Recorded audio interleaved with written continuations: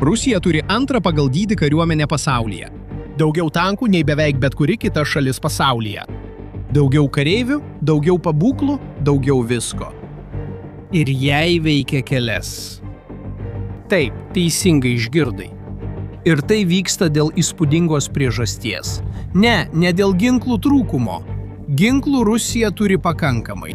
Tai vyksta todėl, kad Ukraina nustojo bandyti tiesiogiai kovoti su šia milžiniška armija ir pradėjo daryti kur kas paprastesnį dalyką.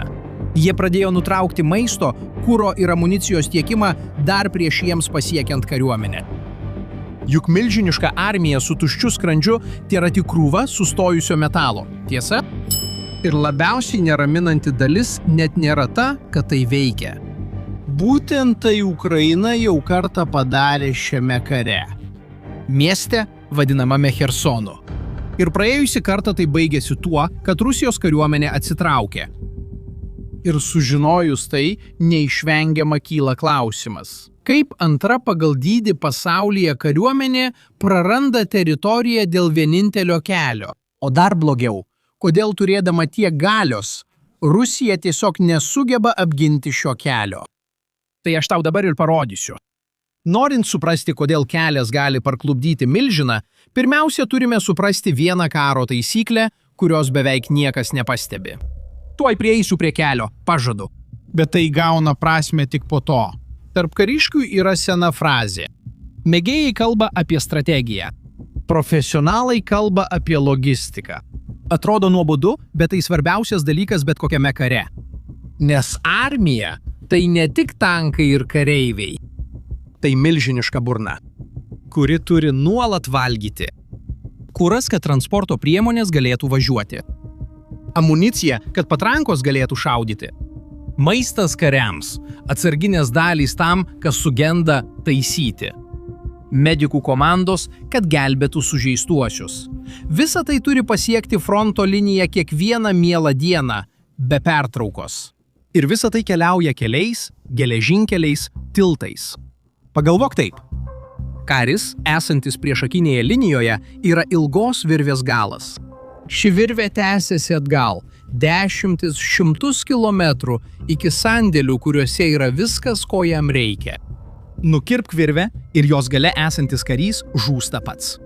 Nesvarbu, koks stiprus būtų kareivis gale. Be virvės jis neturi šaudmenų, kad galėtų šaudyti. Neturi kūro atsitraukti, neturi maisto išgyventi. Gali turėti geriausią kareivį pasaulyje, bet jei jo maistas nepasiekia, jis pralaimi blogesniam kareiviui, kuris yra gerai aprūpintas. Ir istorija pilna milžinų, kurie tai sužinojo pačiu skaudžiausiu būdu. Napoleonas žygiavo į Rusiją su viena didžiausių kariuomenių, kokias Europa kada nors buvo mačiusi. 100 000 vyrų, teoriškai nenugalimi. Tačiau kuo giliau jis žengė į Rusijos teritoriją, tuo ilgesnė ir plonesnė darėsi ta tiekimo grandinė, kol ji per daug įsitempė ir nutrūko. Maistas baigėsi. Amunicija neatvykdavo pakankamai greitai. Arkliai mirė iš bado. Ir tada atėjo žiema. Ta milžiniška armija, kuri įžengė į Rusiją siekdama greitos pergalės, ištirpo sniege. Dauguma vyrų mirė ne mūšyje, o nuo bado ir šalčio. Praėjus daugiau nei 100 metų, vokiečiai bandė tą patį Rusijoje per Antrąjį pasaulinį karą. Jie viską statė už greitį, tikėdamiesi laimėti prieš tiekimo problemas. Ir kuo toliau jie žengė, tuo sunkiau buvo išlaikyti tiekimo linijas. Tuo metu labiausiai pasaulyje bijota, kariuomenė buvo apsupta ir nugalėta mieste, vadinamame Stalingradu. Daugiausia todėl, kad tiekimas nutrūko. 2 milžinai. Ta pati klaida, ta pati pabaiga. Ir žiūrėk, nereikia net taip toli grįžti į istoriją, nes tai jau įvyko šitame kare. Prieš 3 metus Chersonas buvo vienintelė regiono sostinė, kurią Rusija buvo užėmusi nuo invazijos pradžios. Didysis trofėjus. Įrodymas, kad karas jiems klostėsi sėkmingai. Ir Ukraina nebandė atsimti miesto krūvinų šturmų, kareivis prieš kareivį. Ji pasirinko kitą kelią. Mėnesius griovė tiltus per upę, kurie tiekė miestą, naikino amunicijos sandėlius, pjovė virvę po vieną. Pamažu aprūpinti Rusijos karius Chersone tapo neįmanoma, kol pats Rusijos generolas, vadovaujantis karui, pasirodė valstybinėje televizijoje. Ir jis pripažino visos šalies akivaizdoje, kad išlaikyti miestą, jo paties žodžiais tariant, tapo beprasmiška. Ir padarė akivaizdų dalyką. Įsakė kariams pasitraukti. Rusija atsitraukė į kitą upės pusę ir paliko savo didžiausią trofėjų be didelės lemiamos kovos. Ne jėga išvarė ją iš Chersono. Tai buvo badas. Įsidėmėk šį pavadinimą – Chersoną, nes mes prie jo dar sugrįšime pabaigoje. Ir jei tau tai atrodo įdomu, padaryk vieną paprastą dalyką, kuris labai padeda šiam kanalui augti. Prenumeruok čia, nes tokias istorijas apie karo užkulisius mes pasakojame kiekvieną dieną. Kaip matai, logistika yra silpnoji vieta. Tai galiojo Napoleonui, galiojo vokiečiams, galiojo ir Chersonui. Bet kalbant apie karą Ukrainoje, kur būtent ši silpnoji vieta šiandien yra atskleista. Norėdamas atsakyti į tai, turi pažvelgti į žemėlapį teisingai. Žiūrėk, Rusija užima milžinišką pietų Ukrainos dalį. Žemėlapyje viskas pažymėta raudonai. Atrodo tvirta, atrodo stipru, atrodo kaip siena. Tačiau yra viena detalė, kurios žemėlapio spalva nerodo. Visa ši milžiniška teritorija aprūpinama vos keliomis keliais. Tai tarsi milžiniška vila prijungta prie elektros tinklo tik vienu plonu laidu. Namas yra milžiniškas, bet jis priklauso nuo to plonyčio laido. O viso to centrinis mazgas yra miestas vadinamas Mariupolis. Iš jos eina keliai, kurie aprūpina didelę dalį Rusijos karių pietuose. Ir kurie tęsiasi iki Krymo, pusiasalio, kurį Rusija užėmė dar 2014 metais ir laiko savo brangiausiojų perlų. Pagrindinė šio tinklo arterija netgi turi pavadinimą. Tai yra greitkelis vadinamas R280. Patys rusai ją praminė Novorosijsku. Tai paskutinis koridoriaus ruožas, jungiantis Rusiją su Krymu sausuma, einantis per okupuotus miestus pakeliui. Per ją keliauja kuras, amunicija, įranga, viskas. Ir štai čia slypi pavojus – viską gabenti vienu keliu. Taip, tai efektyvu, veikia labai gerai, kol vieną dieną kažkas nesugebės į ją nusitaikyti. Nes tada nėra plano B. Nėra kito kelio, kuriuo būtų galima nukreipti eismą. Yra tik tas kelias arba nieko. Tas pats dalykas, kuris darė sistemą efektyvę, daro ją ir pažeidžiamą. Ir čia kyla akivaizdus klausimas. Jei ši silpnoji vieta visada buvo čia, pažymėta žemėlapyje, kodėl Ukraina nepuolė anksčiau? Atsakymas yra tas, kad daugelį metų ji paprasčiausiai negalėjo ten patekti. Šie keliai yra per toli nuo fronto linijos. Ukraina kartais galėdavo paleisti vieną ar kitą šūvį, tačiau nieko, kas iš tikrųjų trukdytų. Nieko pastovaus. Buvo per toli, per daug saugu. Rusų vilkstinės ten judėdavo beveik netrukdomos. Diena po dienos, metus po metų. Bet tai pasikeitė. Ir tai pasikeitė dėl vienos technologijos. Ukraina sukūrė naujos kartos atakos dronus, kurie gali skristi toli. Labai toli, nuo 100 iki 300 km priklausomai nuo modelio. Ir baisiausia net ne atstumas. Kai kurie iš šių dronų turi savo protą. Vienas iš jų, amerikiečių gamybos modelis, vadinamas Hornet, skrenda labai žemai, arti žemės, kur jį sunku aptikti. Ir jis naudoja tam tikrą kompiuterinę regą, kad pats atpažintų rusišką karinę transporto priemonę kraštovaizdyje. Jis atpažįsta taikinį, užfiksuoja jį ir neria. Jam nereikia žmogaus, kuris visą laiką pilotuotų, vestų kiekvieną metrą. Ir jis neša nedidelį krovinį, vos kelis kilogramus, bet pakankamai, kad sunaikintų sunkvežimį. Staiga greitkelis R280, kuris buvo maždaug už 100 km nuo fronto ir atrodė toks saugus, šiems dronams tapo pasiekiamas vos per valandą skrydžio. Tai, kas anksčiau buvo per toli, tapo lengvu taikiniu. Ir tai ne vienas dronas. Dabar virš koridoriaus skraido tiek daug dronų, kad operatoriai gali koordinuotis, pasirinkti svarbiausius taikinius ir pulti kartu. Gegužės pabaigoje Ukrainos gynybos ministras oficialiai paskelbė apie programą. Ir jo pavadinimas pasako viską. Logistinė blokada. Idėja yra paprasta ir žiauri. Sistemingai užgniaužti rusų gebėjimą judėti giliai okupuotoje teritorijoje, toli nuo fronto linijos, kur rusai jautėsi saugus.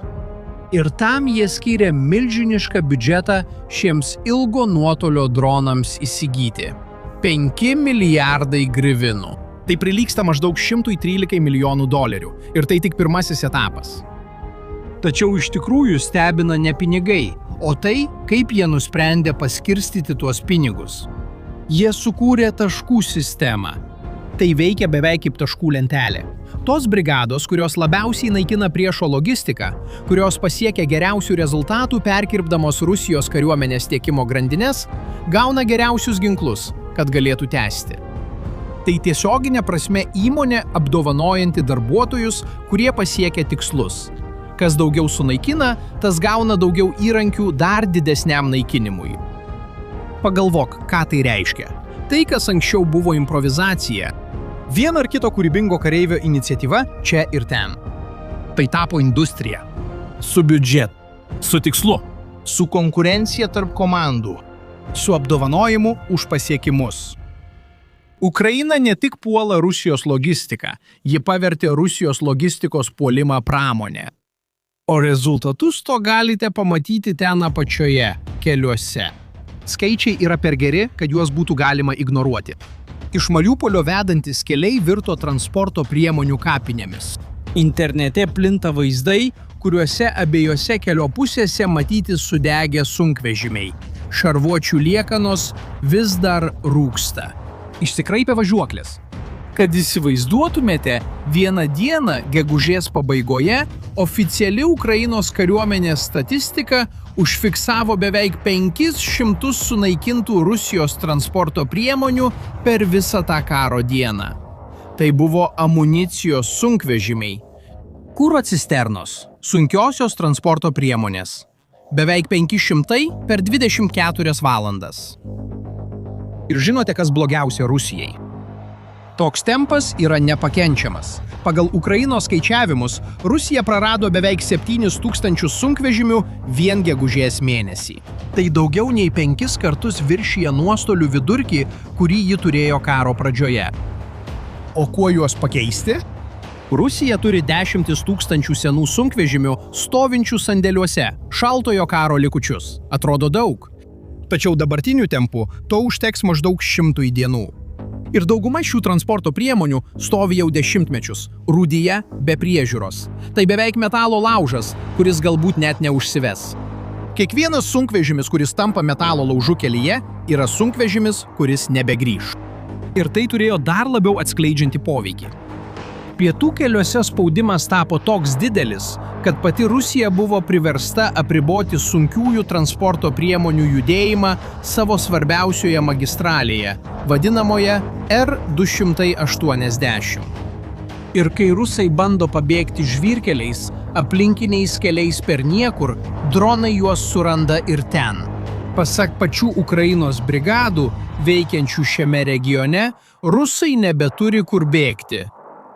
Dabar žinau, ką jūs galvojate. Ar visa tai yra tik Ukraina sakanti, kad Ukraina laimi? Ir yra teisinga tuo abejoti. Tačiau ne tik Ukraina taip kalba. Karo studijų institutas, žinomas kaip vienas rimčiausių ir neutraliausių šaltinių apie šį karą, padarė tą pačią išvadą. Jie pranešė, kad ši kampanija prieš logistiką iš tikrųjų silpnina Rusijos gebėjimą kovoti pietuose ir suteikia galimybę Ukrainai kai kuriuose vietose žengti į priekį. Ir dar vienas svarbus dalykas. Patys Rusijos karo tinklaraštininkai, žmonės, kurie palaiko karą ir viską stebi iš vidaus, pradėjo lyginti tai, kas vyksta dabar, su tuo, kas įvyko Chersone. Kai abi pusės ir stebėtojai iš šalies sako tą patį, istorija nustoja būti propaganda ir tampa faktu. Ir tai mus atveda prie nemaloniausio klausimo iš visų. Žiūrėkite, Rusija yra milžiniška. Ji turi antrą pagal dydį armiją pasaulyje. Ji turi pinigų, pramonę, inžinierių. Tai kodėl ji tiesiog negina šių kelių? Tai yra pati atskleidžiausia visos istorijos dalis. Nes atsakymas yra paprastas ir žiaurus. Ji neturi kaip. yra gynyba nuo dronų. Ji vadinama antidron tinklu. Tai yra virš kelio pakabinti tinklai, kurie priverčia droną sprogti juose, kol jis pasiekia apačioje esantį transporto priemonę. Tai veikia. Tai tampa savotišku atviru tuneliu virš kelio. Tačiau yra dvi problemos. Pirmoji. Tinklas dengia tik trumpus ruožus. Labiausiai atviri taškai. Prižiūrėti kilometrus ir kilometrus tinklo yra milžiniškas darbas, o R280 turi 100 km. Antra problema yra ta, kad tinklas nėra atsparus gedimams. Net ten, kur jis egzistuoja, dronų pilotai randa spragas, skyles, neapsaugotas vietas. Kitaip tariant, neįmanoma viso koridoriaus apsaugoti tinklu. Esama gynyba nėra pakankama Rusijos turimai problemai spręsti. Ir patys rusai tai žino. Okupacinė Berdiansko miesto administracija netgi paskelbė pranešimą vairuotojams, aiškiai pasakydama, kad reikės įrengti priešdroninius tinklus keliuose, organizuoti saugias naktinės sustojimo vietas ir išdėstyti gelbėjimo komandas palei maršrutus. Atkreip dėmesį į veiksmažodžio laiką. Reikės ateityje. Jie skelbia apie sprendimą, kurio dar nesugebėjo įgyvendinti. Tai pati Rusija viešai pripažįsta, kad kelias yra atviras ir jie dar nesugebėjo jo apsaugoti. Tai ką belieka daryti milžinai? Beveik nieko.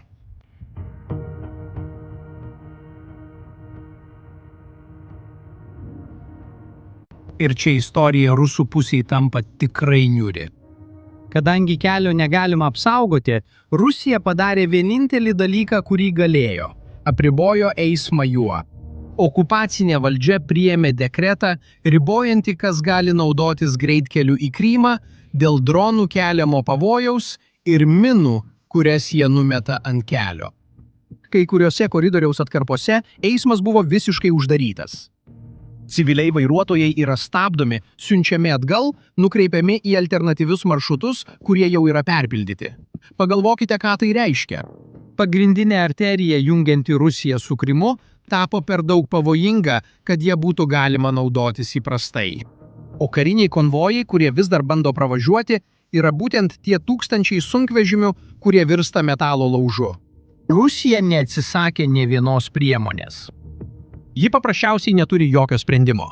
Turi antrą pagal dydį kariuomenę pasaulyje, bet nesugeba saugiai išlaikyti atviros kelio, nuo kurio ji priklauso. Dabar reikia būti sąžiningam. Niekas iš to nereiškia, kad Rusija rytoj žlugs. Ji yra didelė, atspari ir jau ne kartą prisitaikė prie Ukrainos taktikos per šį karą. Ji gali prisitaikyti dar kartą. Niekas iš šalies tiksliai nežino, kiek skausmo ši kampanija sukelia Rusijos pulkuose. Kas žinoma tikrai, to skausmo nėra mažai. Ir kad kol kas viskas juda tik viena kryptimi. Antra, pagal dydį pasaulio armija nepraranda teritorijos, todėl kad jai pritrūko tankų. Jis turi tankų su kaupu. Jis pralaimi, nes kita pusė suprato vieną dalyką, kurio vien dydis neišsprendžia. Nėra prasmės būti didžiausiu, jei priešas sužino, iš kur esi aprūpinamas ir nukerta būtent ten. Ir būtent tai buvo Chersone 2022-aisiais. Ta pati taktika – kantriai po vieną nutraukti gijas ir leisti badui atlikti darbą, kurio tiesioginė kova nepadarytų. Ir viskas baigėsi tuo, kad Rusija paliko miestą be didelės kovos tik dėl bado. Dabar ta pati taktika taikoma didesnėme kelyje, kuris aprūpina daug didesnę teritoriją. Galiausiai kariuomenės dydis nustojo būti svarbiausių dalykų kare. Dabar lemia tai, kas pirmas sugeba nutraukti priešo aprūpinimą. Ir tai yra karas, kuris vyksta už 200 km nuo vietos, kur šaunami šūviai. Tuščiame kelyje. Viename vienišame kuro sunkvežimyje. Žemai, tyliai skrendančiame drone, ieškančiame savo kito taikinio. Tai dar labai paaštrės per artimiausius mėnesius. Ir mes toliau atidžiai seksime kiekvieną šios istorijos žingsnį. Taigi, nepraleisk progos užsiprenumeruoti kanalą, kad nepraleistum to, kas laukia ateityje. Ir prieš išeidamas noriu palikti klausimą. Kaip manote, ar šis kelias taps naujuoju Chersonu, o gal šį kartą Rusija sugebės prisitaikyti ir išlaikyti pozicijas? Palikite savo atsakymą komentaruose. Iki kito vaizdo įrašo.